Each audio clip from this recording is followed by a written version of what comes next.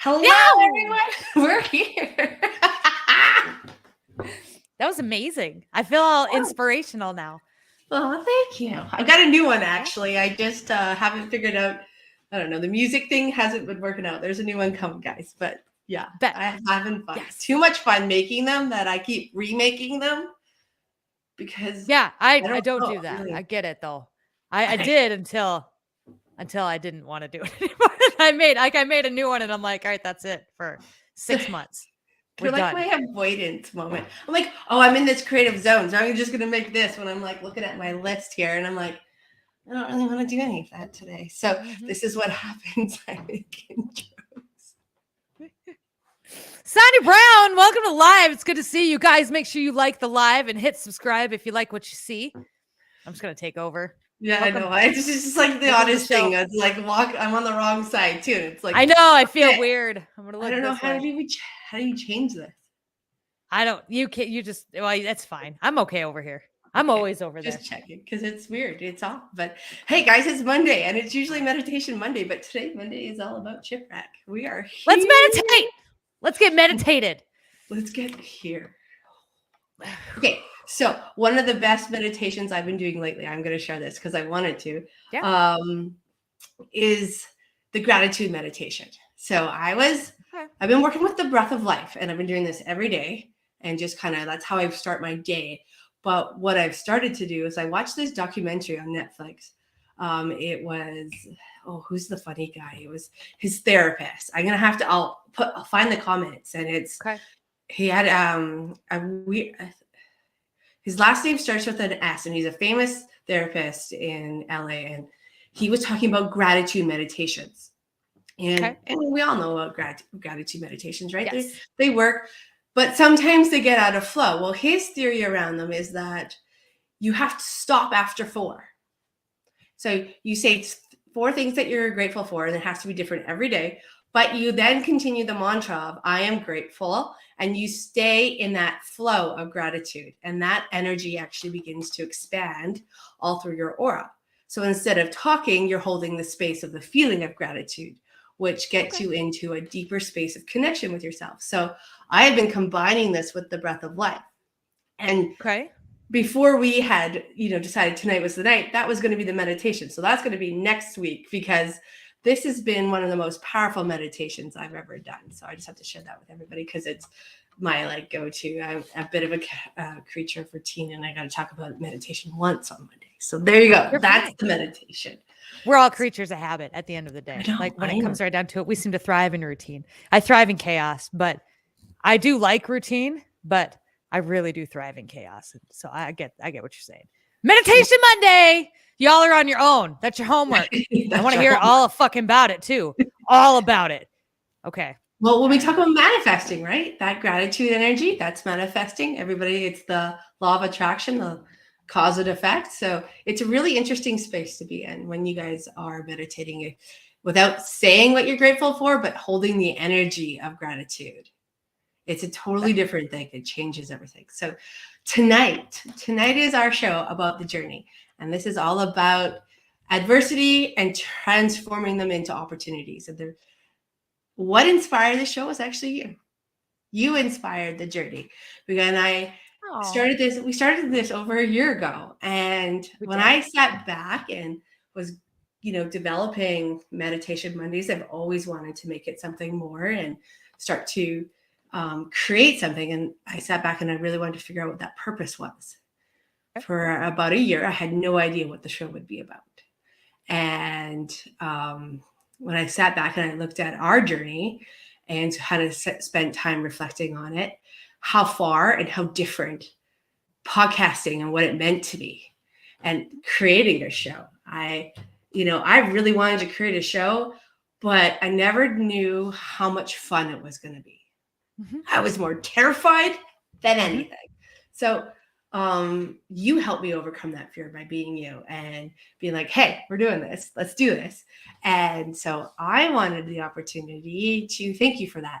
And I know in our last show, from our weekly shows, I got really emotional and I wasn't able to say everything, but thank you for being you. And thank you for being my inspiration that helped guide me through some obstacles that I didn't know I could overcome, which fear of speaking in public.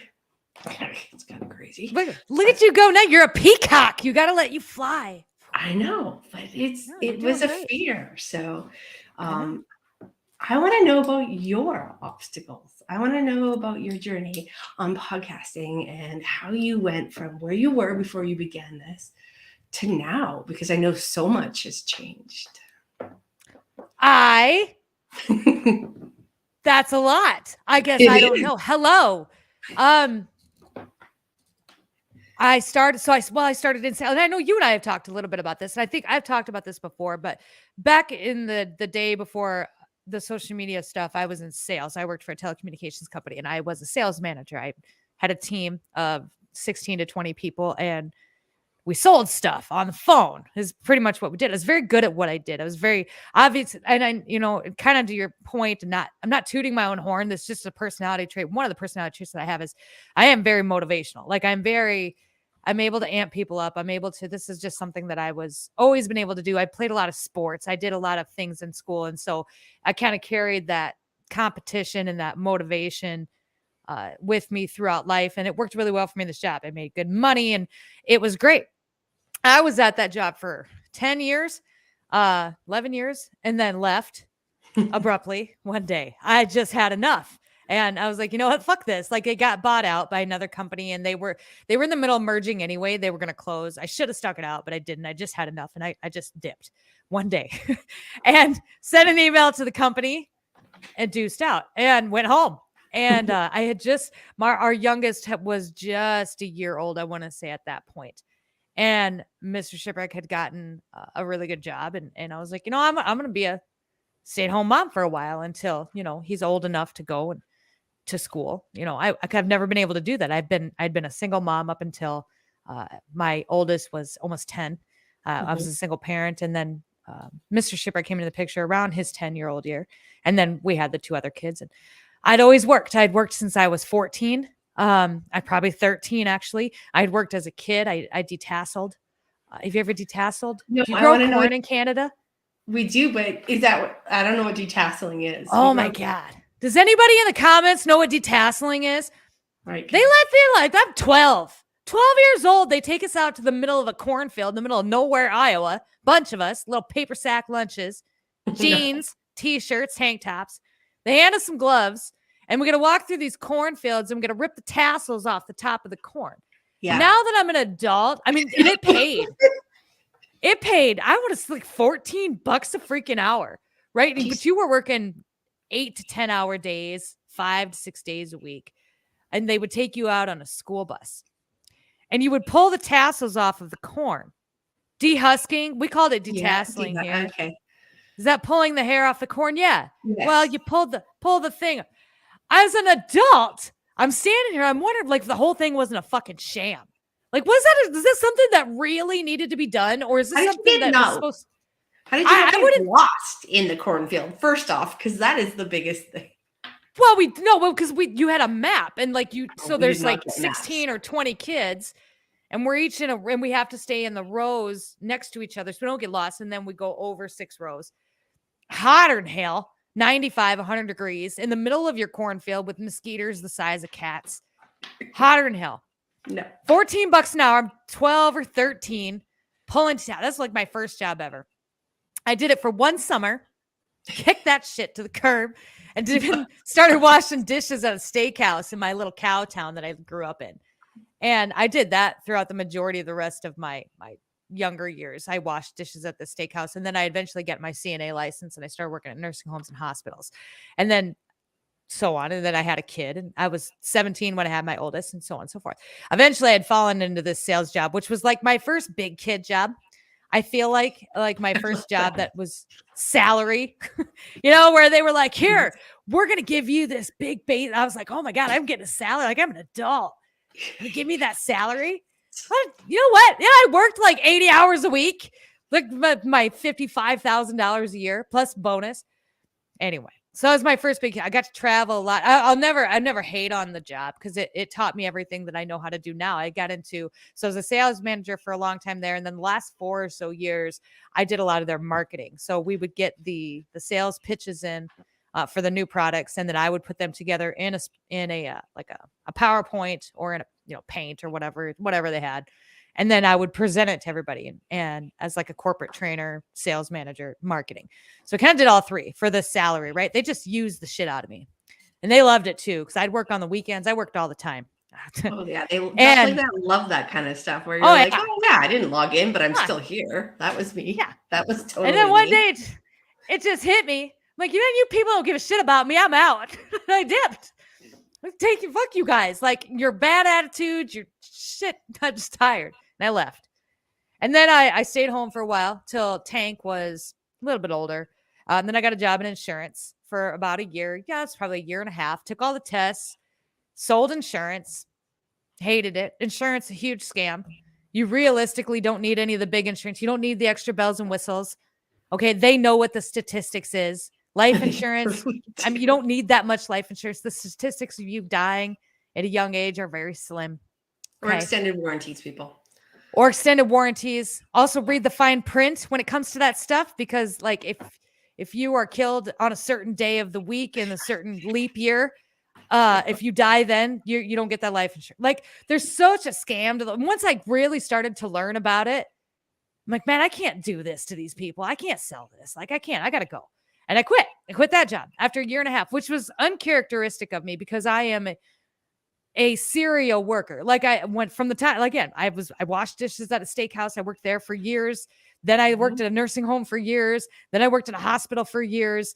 And then I had this last job as a sales manager for like years. And so to be at a job and then quit after a year and a half was really uncharacteristic of me. And my old man died shortly before that, which I think kind of led to the quitting of the job too, because it was like, man, this isn't like that. I had he died in 2018. And the whole thing was just kind of I had this like epiphany. Like I wasn't where I was supposed to be. I wasn't doing what I'm supposed to be doing. I know I'm not happy.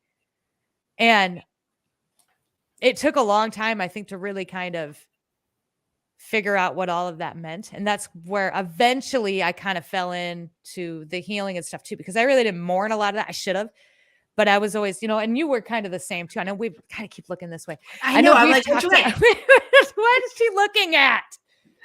God, I'm used to sitting this way to you, so now I gotta sit this way. I know. Let me just sit this way. Okay. Let me just get here and be like, okay, now we're good. So we're good. You say that that moment when you quit this job after a year and a half, which is wasn't like you, because I actually get that, because I'm very much way too committed to things that weren't committed to me back in the day. And that moment when you realized that you weren't happy and that things had, you had this big event in your life, and so when you were in that moment, where did it take you? What do you mean? Like when I had the epiphany moment? Yeah, when you had the epiphany moment, where did it take you? Home. I didn't know. It's not a bad thing. I didn't. I called my husband, which I usually do when I'm feeling like I don't want to do something anymore. Like I don't know what to do. He's not very good at telling me what to do, which I kind of appreciate because I don't listen very well. But I called him. I'm like, man, this blows. I hate this guy. I hate this job. And he's like, well, we're all right. Don't you just come home and find something else? I was like, and nobody's ever said that to me before. Nobody's ever given me a pass. Nobody's ever been, hey, Ship, maybe you should take a vacation. Hey, Ship, you've been here 60 hours this week already, and it's only Wednesday. Maybe you should go home. Hey, Ship, I saw that you were logged in at 2 a.m. last night doing call observations. What are you doing? Like, nobody ever called me on that. Nobody ever gave me permission to take a break. And so then I just kept going, and nobody should, right? That's a self-realizing. I mean, you have to manage yourself. So there's no, I'm not blaming anybody or anything, but that moment kind of hit me. He's like, just let's find something else. And I did. I quit. I went home. I got another job selling nursing home rooms for about another year and a half. And I think that there was kind of an epiphany. I think that was more of my epiphany moment, because when I left insurance, it was like, okay, I got to find another job. I can't sit around here. The little kids, I can't justify me being home when he's old enough now to be in school. And, I can't really justify this. And so I got this other job, and I worked at like an assisted living or like a nursing home, but I sold home rooms. I sold the rooms. I marketed for these people. I did all the events and all the flyers and all the home visits and sold all these old people these rooms. That's a sad job too. Let me tell you what. Let me say, come in here, Martha. Martha, let me show you the room where you're going to spend the last few months of your life. Fuck. How are you going to tell people that? How are you going to take people out of their homes after 40 years and put them in this little room and tell them it's going to be great? It'd be heavy. I think it'd be really heavy. Oh my God, it was terrible. Oh. So we got Martha, and I'm like, here, we have checkers on Wednesdays. They do bingo on Fridays. Doesn't that sound nice? Martha, you got to sell all your... It does not sound nice at all. You got to sell all your shit in your house to afford to live here because your kids don't like you. But hey, there's checkers on Wednesday. No, I mean, but again, I was good at it. I was really good at it. And I struggled to really fit in there.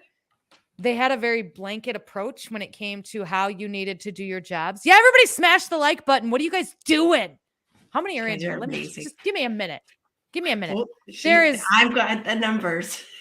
I got 19 people in here. I got 15 people that like the likes. So we're going to take a 10-second like the live break from 10, 9, 8, 7, 6, 5, 4, 3, 2, 1. Thank you guys for smashing the like button. For doing that. For Jen. For me. Thank you. Where the hell was I? You were selling the end of the era of rooms to Sorry, the Martha. elderly. You don't get to die in the home that you and your husband shared for 50 years. You get to die in this little room with a bed. No, they had normal beds. I mean, it was like the it ones wasn't like Canada have hospital beds. They're not nice. They're not nice at all. It was nice. It was private, so it was expensive AF. It wasn't like state owned. It was private, but I don't know. Like they had this blanket approach in how they wanted you to do things. And so they had us, and the company that owned them owned homes throughout the entire United States. And so they had like some in Florida and California. So they would be like, okay, we're going to do an outdoor concert, spring concert in April, and we're going to invite the community. And I pushed back a little bit, and I'm like, hey, look, it still snows here in April. Like I can't get these old people out. It's 40 fucking degrees out, Gladys. And they would get really mad. Like we would just, and eventually they would be like, well, just do the best you can. Okay, I'm not going to, that doesn't make any sense. Let me push this out to June for us. But they didn't want that. So then I just didn't do it. Cause I'm like, I'm not going to put all my work into doing this and a bunch of energy because nobody's going to come because it's snowing. Hire a band and nobody's going to come. It's snowing. And it just didn't work. It didn't work out. I ended up leaving that job too. Really abruptly, like on a call. Because I was getting railed. At least it wasn't a text message. No, I was getting railed because I didn't do an event because it didn't make sense for us to do this event. They were like, well, you were supposed to do it at the home. And I'm like, yeah, but it was easier for me to go to a place that was already, it doesn't matter. I had signed up 3 people on a waiting list for a room, but that didn't matter. They were mad that I didn't do it the way. So I was like, you know what? I'm going to go. And they're like, are you that? No, what did she say? She's like, are you that incompetent? Oh, bitch. Okay. I'm a dip. Deuces. Goodbye. See you. Goodbye. And then I left. And then they called a couple days later and apologized. And I'm like, no, I'm just going to stay home. So I stayed home. And eventually we moved into a new cow town and we bought our house, and I thought, you know what? I really like to bake.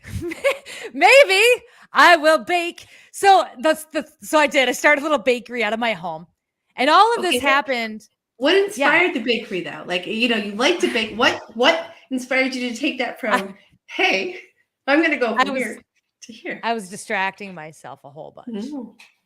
I know. I was drinking a lot. I mean, I was drinking a lot. We're still sober. Congratulations. I don't know how many days sober we are. We are still sober though. I am sober 91 days today. Yes. So I was drinking a lot, and we were drinking a lot. Like, and we were I wasn't dealing with anything that I should have been dealing with. And my family, so my dad had passed, and then the family dynamic, which I don't think was super healthy ever, really took a sour turn, and things just were falling apart. But instead of dealing with it, instead of allowing myself to feel it, and then deal with it in a healthy way, I just shoved it down and kept working and kept getting jobs. And so then I was like, oh, I'm going to open a bakery, right? Because I had to look up all the stuff. I like to bake. I wanted the bakery I wanted to bake all of these old fashioned recipes, homemade breads. I did a lot of homemade breads, a lot of homemade cakes. Yeah. Instead of like the fancy stuff, because I really didn't want to do that and I didn't know how, but I could do a lot of the old fashioned recipes that like maybe your grandmas used to make. And I had all these old recipes. It did really well. It did well. And because I market well. And so it did really well. And I was hooked up with a little coffee shop, and I was like, it's going to be great. And then, you know what? I just hated it. I got a cake order. I'm like, fuck, I don't want to make this cake. And realized that I don't like baking I don't like baking on demand. I don't have this passion for baking. What I did like doing though was marketing it. What I did like doing was making the flyers. What I did like doing was making the stickers and the wraps and the boxes for everything. The creative aspect of it. I didn't like the actual baking part. I feel like I'm the same way when it comes to baking. I just did. I think about it. I'm like, I could do this. And then I'm like, I get all the stuff and I'm like, I don't want to. I don't want to. It didn't burn. Everything always turned out really, really well. We made the roll cakes, big Nebraska. I mean, it was beautiful. It was great. But then COVID, luckily, COVID hit, and they put a bunch of stipulations on what like home businesses, like what I did, the LLCs that for like the home bakeries, and if you canned at home and things like that here in our state, you had to go through all of these different steps, and you had to do all these different things. And I'm like, that's going to cost me more than I'm making. I'm not going to do that. And people then stopped ordering because they were washing their groceries in the garage. So I was like, all right, well, hand sanitizer. With hand sanitizer, they were bleaching their eyeballs. I mean, it's bad. I know. It was. So I was like, well, so COVID happened. So then I let it lapse. I let my license lapse on it. And I was like, well, we're just going to be done then for a while. And by that time though, I had found TikTok, which was then another distraction. And I was like, oh, look, I like to make videos on TikTok. And then I was making mom content for a little while. I wasn't terrible at it. I didn't have a lot of followers, but I wasn't terrible at it. I'm creative. But I had made by the time they'd put the mask mandates in, I was pretty fired fucking up because I'm like, they had kicked their kids out of school. I knew something was wrong. I hadn't made any TikToks about it. I hadn't posted it to social media necessarily at this point yet. I would talk to Mr. SHIPWRECK. I'm like, man, this is dumb. Like, if it's that bad, we're all just screwed. These masks ain't going to do nothing. You're going to tell me I got to wear a mask to go to Walmart? Man, I saw this guy sneeze on the strawberries at Walmart, then wipe his hands on them and then leave. Yuck. What the fuck is that mask going to do? Ain't nothing about putting that shit in my mouth. They smell bad. That's terrible. I'm sorry, but they did. And they do. I refused to wear a mask. And I was a pain in the ass about it too, kind of. Because I was like, I refused to wear one. So we couldn't go anywhere that mandated masks. At the time, Menards did. Target did. Walmart did for like a day. And then Walmart backed the fuck down because people just stopped coming. They were like, we're not going to do this. So I ended up having Walmart up here didn't back down at all. Our Walmart totally did. People they stopped showing up. Their sales dropped. They had a whole article on it on the KSUX local website or local media here. So they were like, okay, they're, not mandatory, but if you want to wear them, you can, or they were highly recommended, but they couldn't stop you. And so I started to dig because I'm like, I don't feel like they can like enforce this, and they couldn't. Well, they could. It was because it was private property, but a mandate's not a law. So they couldn't arrest you for it. They would arrest you for trespassing. But at first, before they could arrest you from trespassing, the store had to ask you to leave. And I kind of figured all of this out, and I had made a TikTok about it. And I'm like, listen, I think this is dumb. The masks are dumb. And that TikTok blew up. And man, I found all my people. Where are they at? They're over here. All my people. And from then on, it got into we fell down some rabbit holes. It got into the Trump stuff. And I got very political with it and very combative about being political about it too. And this is where the healing stuff and everything that I had pushed down really started to bubble up, because I went after people with all of that anger and all of that grieving and just mean. I was just a nasty K-Sue. That's what they call it. K-sucks. K-Sue. Yes. The super pig.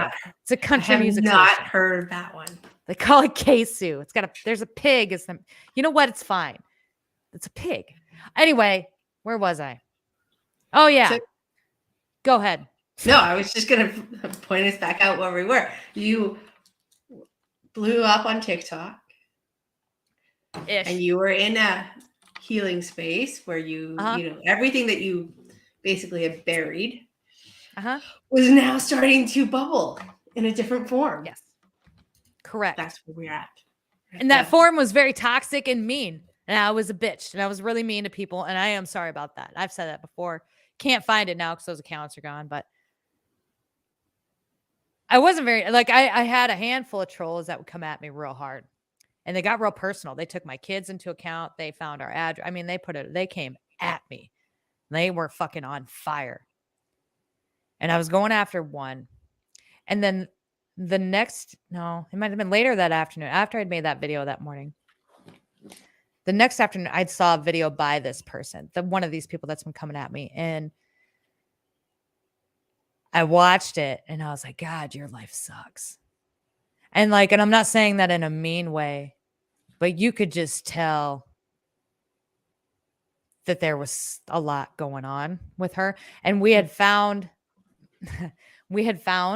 out who some of these people were and some information on them just in case we needed it. I never put it out. I never threatened. I mean, I'm not a doxer. I'm not Chris from Trapped. Okay.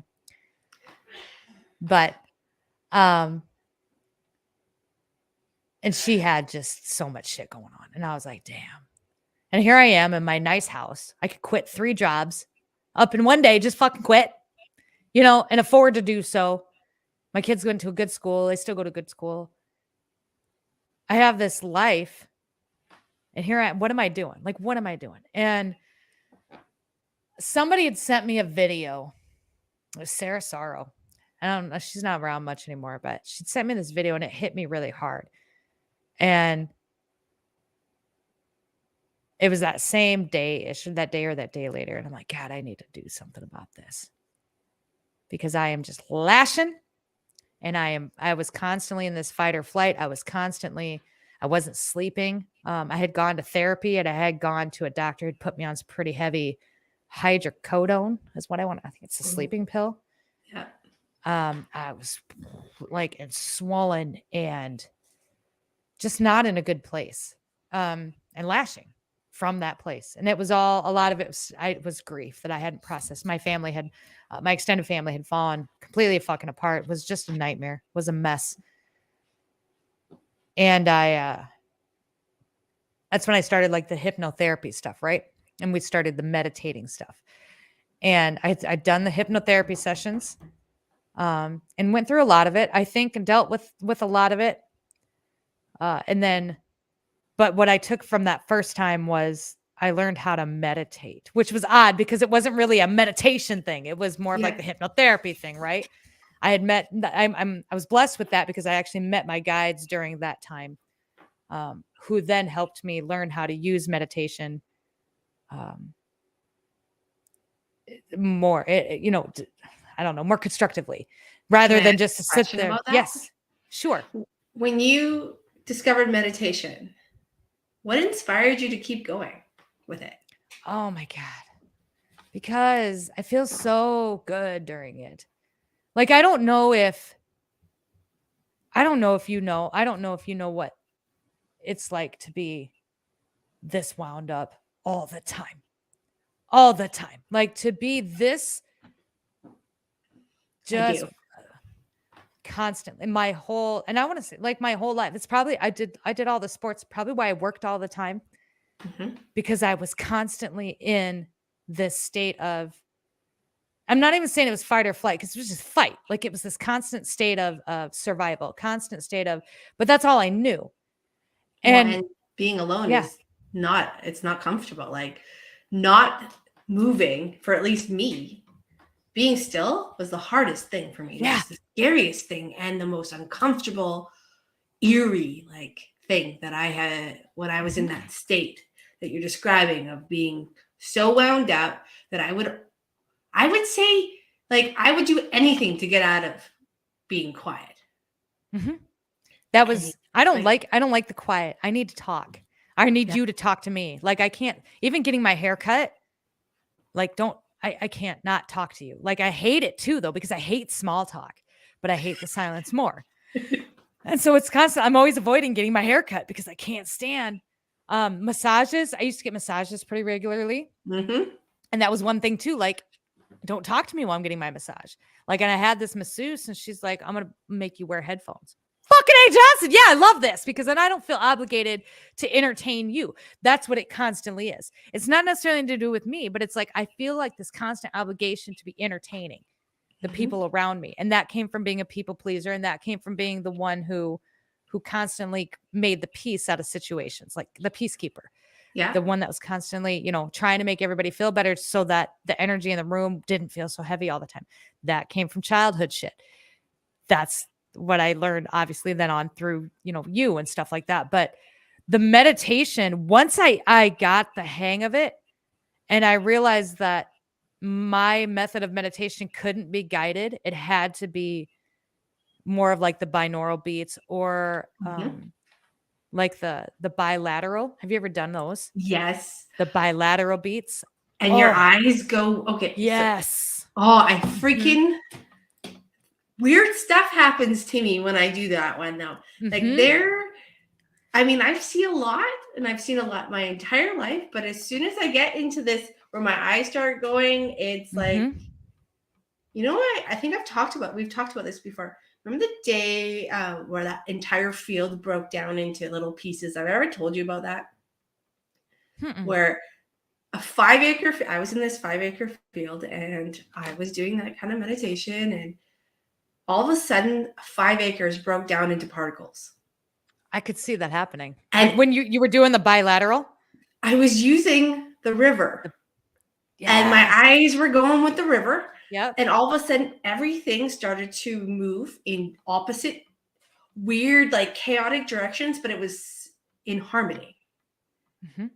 And the entire field disappeared. Like, I knew I was standing on something, but if I looked at my feet didn't exist anymore. They were just all these particles of light. So yes, I get that. Those meditations are pretty unreal, but so eye-opening in different ways. Meditation allowed me, once I got the hang, it definitely took a while.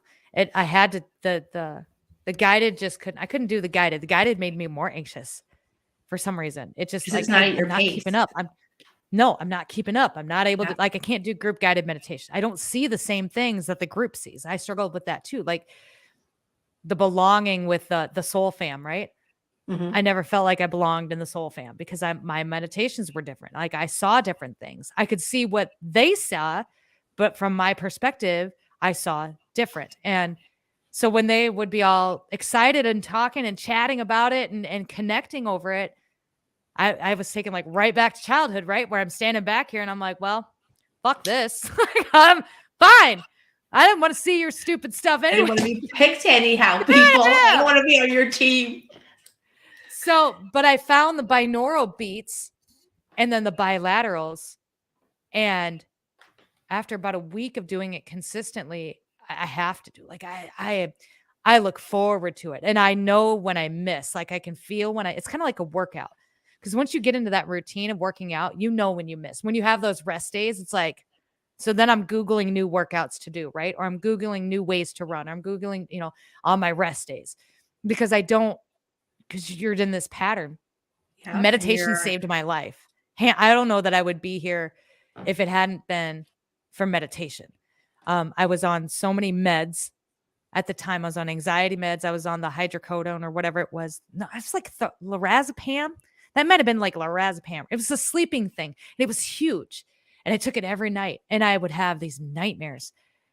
And I was on so he'd put me on a downer to help me sleep at night. And then I was on like an upper because then there was fatigue. You have to get up in the morning. Because they got to get up. And so he's like, well, okay, well, then they put me on an upper on the anti-anxiety med. Plus I was taking the medication for my MS. And it was like, I was a mess. Like I was swollen. My heart was a mess. I was passing out. My hair was falling out. I wasn't doing good. I looked like I was, because by this time too, my TikTok had taken off and we'd really started to focus on the TikTok and the social media stuff. And no, it wasn't hydrocodone then. It was something else. It might have been trazodone. Maybe she's got that right. That sounds about right. It's a big wipe. Anyway. When you started meditating, what was your biggest obstacle? Because I started the guided. Oh, okay. So guided was your because we all get into this place. Everybody meditates and they all start, and then there's something. There's always a curveball. There's always a stick in the stones kind of thing. And I was just like, everybody's a little bit different, but we all think that means we can't do it. And I know that's not the case, but so guided was your thing. The guided meditation, because I couldn't hear my guides and I couldn't hear myself and I didn't feel like I was getting anything on it except more anxious because I'm like, I'm fucking doing this wrong. And then I'm being told that I was doing it wrong. And I was like, all right, well, then I'm not going to do it. And I don't remember who it was or even how I fell into the binaural beats. It might've been a TikTok. And I'm like, you know what? I'm going to look on YouTube and see if there's that. Because I needed something because I was dying. I was dying. Like I was sick. I was self-medicatingly sick. And I'd found the binaural beats. And I started at 15 minutes a day. I was still going to therapy. I was still taking all the meds. I was still following up with the family doctor and everything. And eventually I was doing all that. I was doing the 15 minutes a day. I was doing it for quite a while. The social media thing took off in the meantime. My TikToks did. And my therapist had found one of my TikToks, and she was a big liberal. Very nice. Like her a lot if she's watching. She's probably not. Very upset with my stance that she quit. She wouldn't see me anymore because of my political. We never really talked about it. Yeah. We never talked about it. I just told her that I jumped on the social media bandwagon, and she then couldn't see me anymore. And then she did end up, I think, eventually just leaving the practice altogether. But I was like, all right, so I don't have no therapist. I'm still on all these meds. So I kept meditating. And then eventually the trazodone, I ran out of the trazodone. And I didn't want to go get more because I just didn't want to. I wanted to try and get to sleep without it. And so I didn't go get it anymore. And then I went through withdrawals because they don't tell you that. No, they don't. They don't tell you that you can become addicted. Or he didn't tell me about that with Tylenol either. No. So because I stopped the trazodone, I stopped the anti-anxiety meds. We went through all the withdrawals and was still really struggling. But eventually did kind of level out. It took a while. And then once I leveled out and went off of everything, and then I started the meditation, and then we started the healing. I started going in and I started going back, and I started to remember things, and I started to actually deal with the things that I had not dealt with, not only with my dad's death, but with a lot of the childhood stuff too that came up. I had cut off a lot of family, which was huge. Because I was getting a lot of because you get that. Yeah. Oh, yeah. And it's okay, man, we're not going to talk. Everybody has opinions. And we're not going to talk anymore. Yes. Because I need to do this. And it took a long time. And so we got eventually with the TikTok stuff, I kept getting banned. This is about 2020. So we're right at the election time. We were talking about election stuff. And they would keep banning my accounts. And I'd climb all the way up to 10,000, 15,000, 20,000. And then they'd ban my account. And then I would climb back up and then they'd ban my account. And I'm like, you know what? I already was going live on Instagram every morning at the time and doing like the news, like just going through the stuff and watching the different speeches and doing some rabbit hole stuff. I was already doing it on Instagram. But eventually I decided to start a YouTube channel. And I don't remember what it was that it might have been the Freedom Fam. Actually, it might have been when I started linking up with Tex, because Tex and them at the time, it was Texan and White Pony, like way back when they started. They used to be the Freedom. I don't remember what they were, but they did a podcast. I thought that was cool. I'm like, well, I can do that. So then I tried to find somebody because I'm like, I don't want to do it alone. And I couldn't find anybody. So I'm like, well, that's all right. I know people. Like, I'll just bring random people on every week. And it started off like once a week. And then it got to 2 times a week. And then it got to 3 times a week. And then eventually it became, what it is or what it was, and then what it's going to be. Obviously, we're revamping a lot of things coming in January, but through all of that, as we're doing that, we're also still healing a lot of the shit, right? Yeah. And we're having, because I went off all the meds. I'm still dealing with a lot of the grieving, and I'm still lashing out. I'm still kind of fighting. I'm still trying to meditate. And the meditation helps, but I'm still really lost as to where I'm supposed to be and what I'm supposed to be doing. And I had a lot of people around me that I think meant really well. I do. I believe they meant really well. But there was lots of things that were being said that I think kind of also started to like imprint maybe a little bit. Yeah. Imprint a little bit. And then you got to be really careful who you surround yourself with. And again, I don't think any of these people meant anything ill. They were trying to be supportive at the time. I think a lot of people that follow me now has family that does this too. Oh, wow. Yes, we do. They're trying to be supportive. They're trying to be nice, but or friends that at the 2 cents, everybody's got 2 cents. Yeah. If I had 2 cents from every time, I'd be a billionaire by now. Right. They're slowly picking away at maybe like your confidence, and you don't even notice it, right? Or they're slowly picking away at what you know, and you don't even notice it because it's slow and it's, at what you know. Like I knew, but then again, like, I don't know. I was just really lost. And so we did the show. I went on a bunch of trips. Eventually we ended up, when the election was over and Biden was inaugurated and we really started looking at our finances was one of them. I thought, well, we're going to buy Kermit. And again, I wanted to go back into this distraction because I didn't want to deal with any of this. I'm going to buy Kermit and we're going to travel. That's what we're going to do. I'm going to homeschool my kids. Gas hit $5 a gallon, and that was the end of that. Like I bought a Kermit. That's about as far. Well, no, we did. We went a lot of places that first year. We went to Arizona, we went to Kentucky, we went to South Dakota, Missouri. Like we've been to a lot of places. I had this whole plan, and then the economy just crashed, and gas was $5 a gallon. I couldn't afford to pull Kermit down the block, much less, take it across the fucking country. But I did try, and this was kind of an epiphany moment too. So I did try, and Mr. Shipwreck was on board. Bless his heart. I'm like, I got to do this. Like, I don't know why. I got to do this. I got to go. I got to do this. He's like, go. So I did, and everything went wrong on these god dang trips. Everything went wrong on these trips. Like, if it could go wrong, it did go wrong. It just the hitch fell off in the middle of an interstate, in the middle of nowhere, Kansas.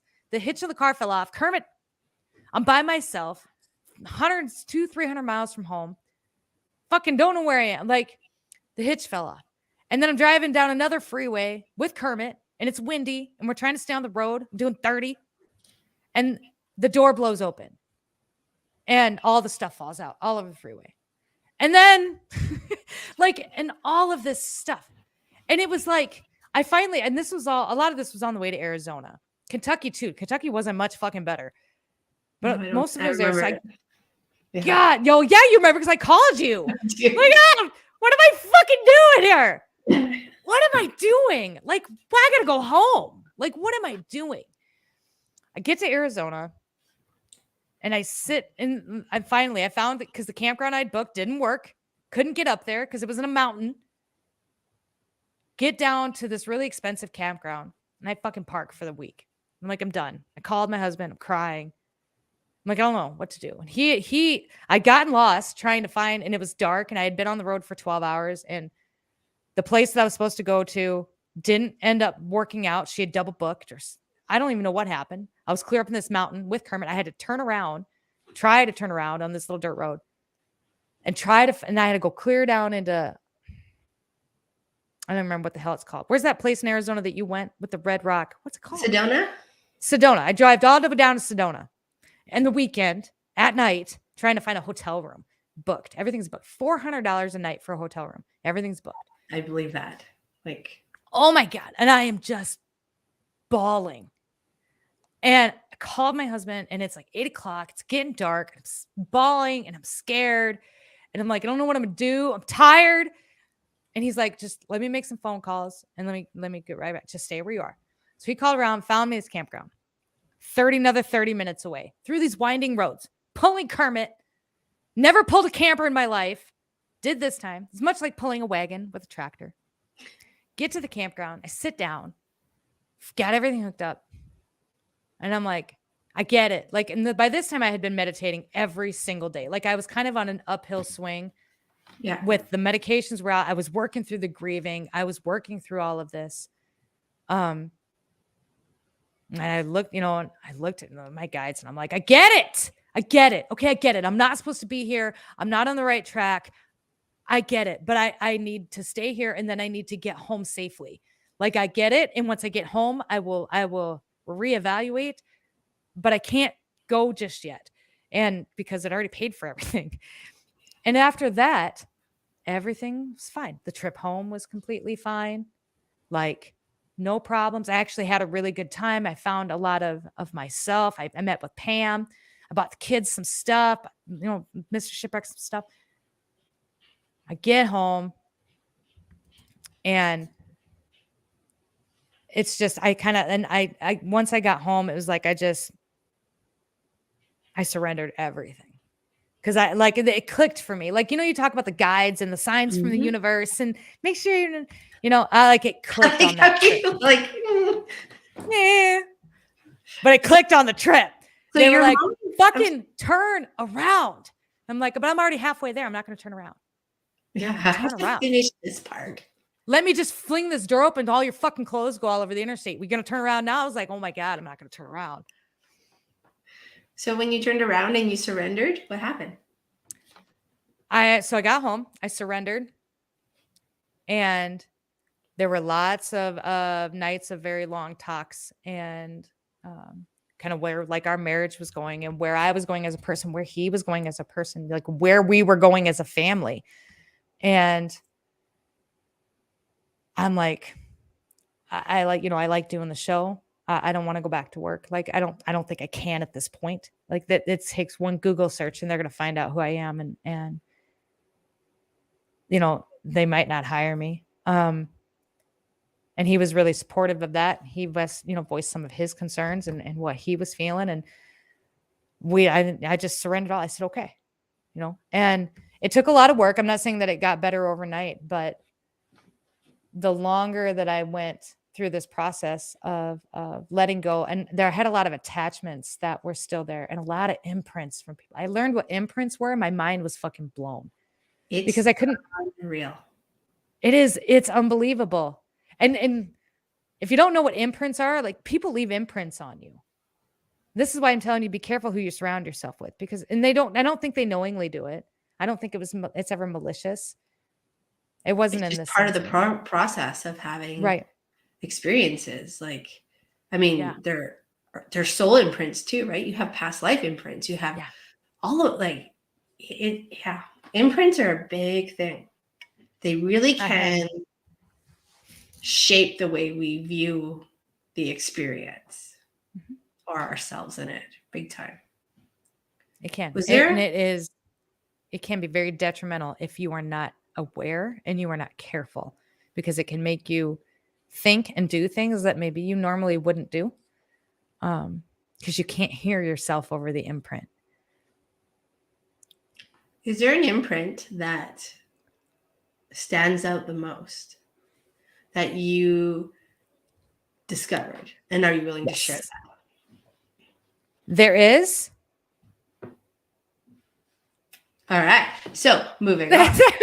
There is an imprint that stands out the most. And I don't think it was malicious. This kind of goes back to, I think that people, when people are they're trying to be supportive, you know, like, here's an example. So when I wanted to start the podcast way in the beginning, I had voiced my excitement about it to a couple people, like people that I felt like were in my circle. Yeah. And two of those people were like, are you sure? Because it's going to take a lot of work, and you know how chaotic you can be, and you know you're not super organized. And I actually took that and I was like, oh, maybe you're right. And then sat on it for another 3 months because I didn't think I was organized enough to do something like this on my own.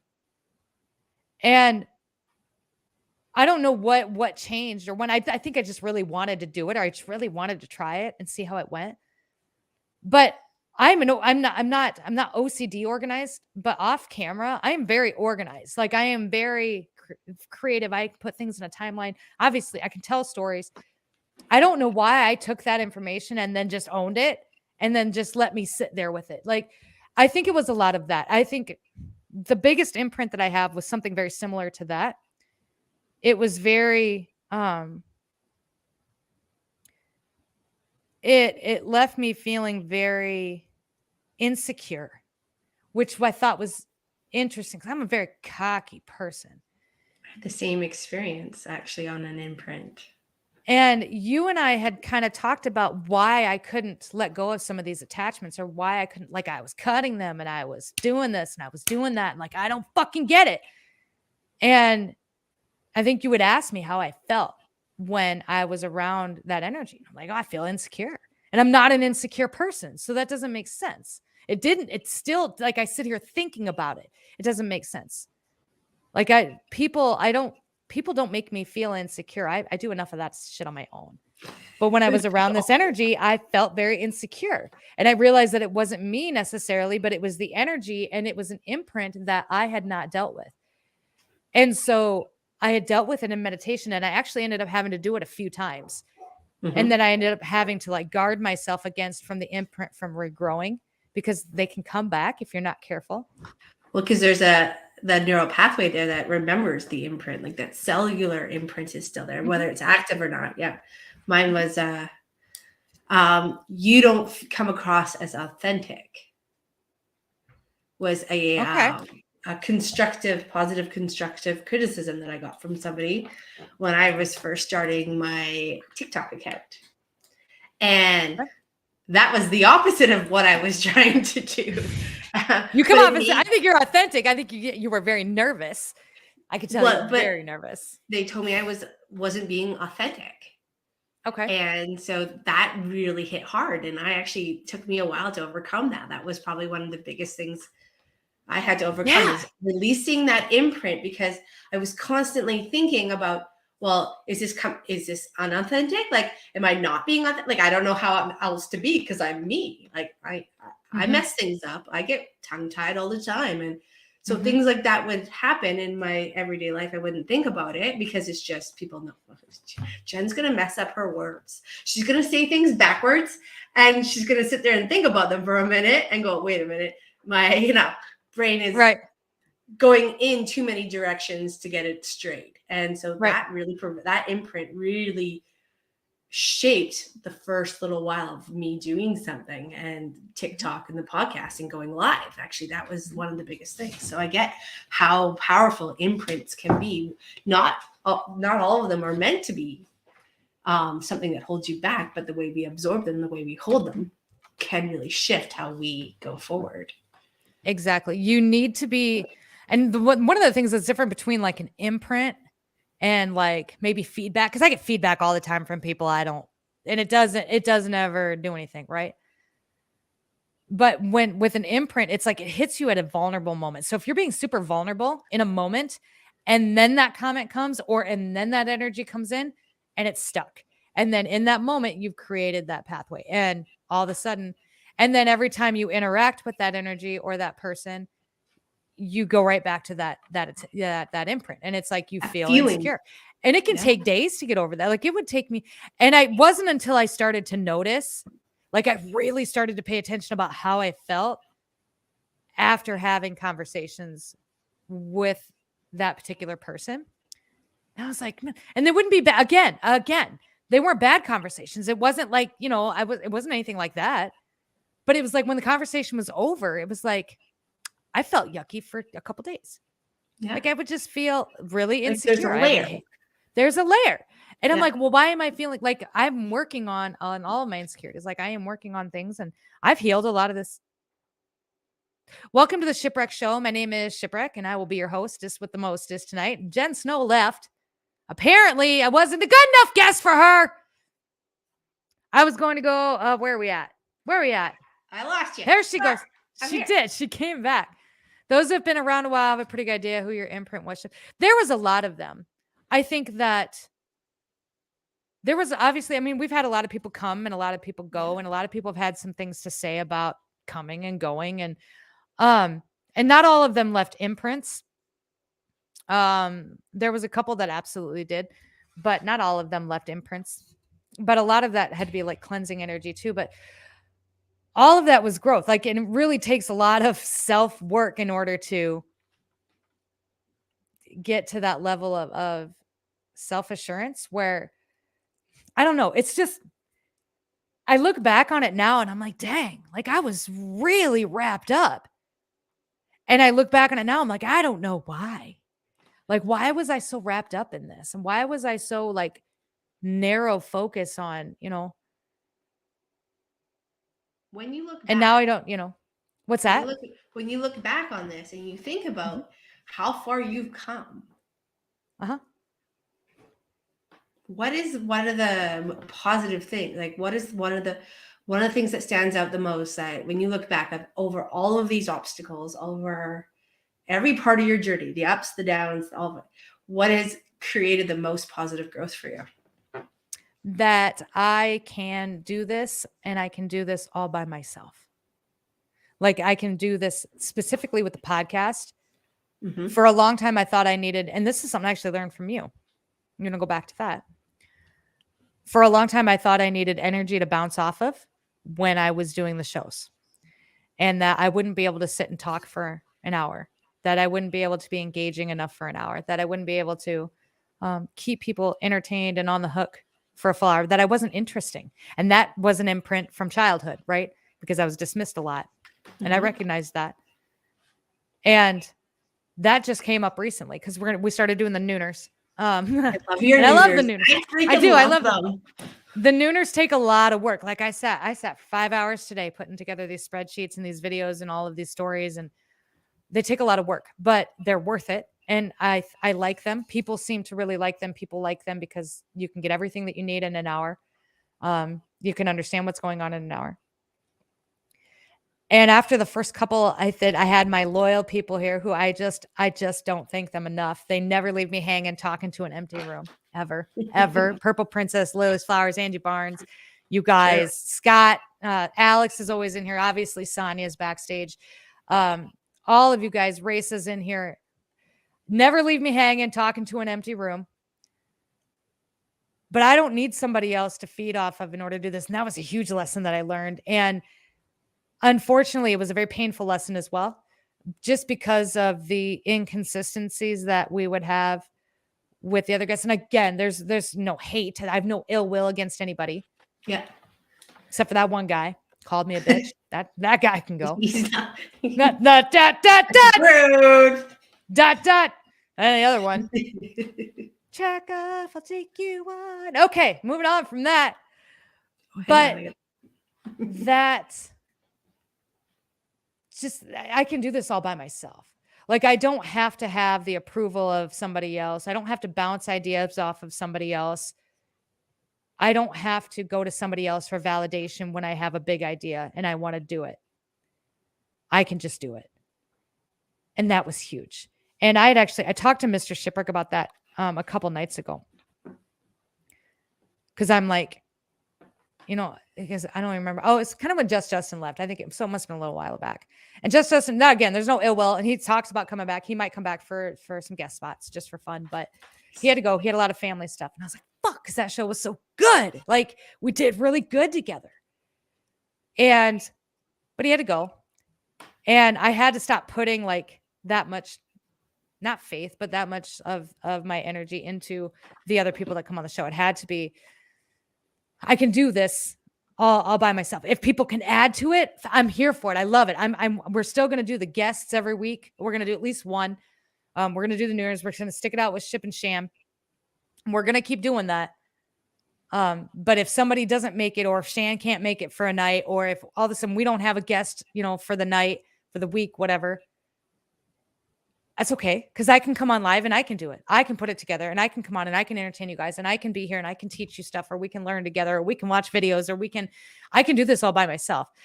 And that was a huge, huge, huge, huge lesson for me. Was I don't need outside validation to have enough confidence in myself to be able to execute what I want to get done. That's probably the biggest lesson I learned. I have a cool team, but I don't necessarily need a team, because I can do this. I love, like, I have my Sonia. Sonia is my team. Sonia's awesome. Sonia. Anyway, well, that's pretty. That's incredible. it. That's the biggest takeaway. Thank you, Jen. Thank you for being here. I know we're at our hour, and I mean, I don't know about you, but I've had more fun than I've had in a long time. So thank you so much for being here. Guys, thank you for everyone for coming up, showing up always. And I just want to let you know that you're amazing. And you're amazing. I just really appreciate you and everything you do, and how many people you've inspired and helped along the way and just been there for. So I don't know if you always know that, but you are somebody who I think helps change the world every day. So thank you for being who you are and sharing your story with us, because it's pretty incredible. So that's what I'm going to say about that. Do you have anything else you want to say to anybody before we close out tonight?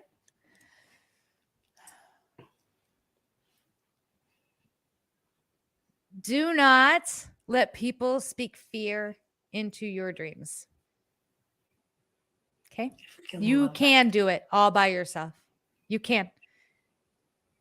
You'll find your people that'll support you, but you absolutely can start out and do it all by yourself. And it will be amazing, probably. So don't let people speak fear into your dreams. That should be a motto. I love that. Thank you. Mm-hmm. And somebody else said it. I didn't say it. That's somebody else's quote. I don't remember whose, but you know what? It's okay, because it's your quote today. So it's perfect. It is. How many of us actually say original things? Like, we really do. Everything has been influenced. So thank you for being here. Guys, so Thursday we have Live with Jenny Adams. She wants to do cards. So we are doing cards. And I know she has been somebody who has been on the journey, and she's this medium, and she asked me if we could do cards, because she's never gotten to this place where she's really putting herself out there. So I thought it would be kind of cool. So we'll be doing that on Thursday this week. And I just want to say thank you, all of you, for taking your time and energy, for being here. I love being able to share these moments with all of you. So I hope you have a great night. I will see you soon. And well, I don't know where the button is now, but here it is. So thank you, guys. Talk to you guys later. Bye. Bye, guys. Back off. I'll take you on.